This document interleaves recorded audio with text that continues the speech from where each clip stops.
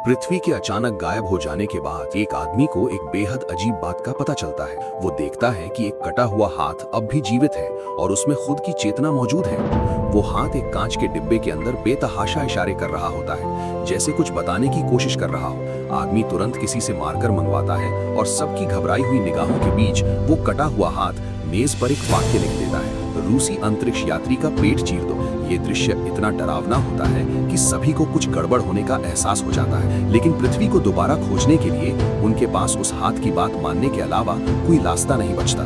Doctor डर के कारण हिम्मत नहीं जुटा पाता। तभी श्याओ झांग आगे बढ़ता है, सर्जिकल चाकू उठाता है और सावधानी से रूसी अंतरिक्ष यात्री का पेट चीर देता है। अगले ही पल सभी दंग रह जाते हैं। अंदर से वही गायब हुआ जायरोस्कोप मिल जाता है। वे तुरंत उस जायरोस्कोप को मशीन में लगाते हैं और ब्लैक चार्म सिस्टम के जरिए आसपास के अंतरिक्ष की जांच शुरू होती है। तभी सच्चाई सामने आती है। पृथ्वी कभी गायब हुई ही नहीं थी, वो सूर्य के दूसरी ओर मौजूद थी, लेकिन उनकी खुशी सिर्फ 2 सेकंड की होती है। तभी स्पेस स्टेशन को पृथ्वी से एक भयावह संदेश मिलता है।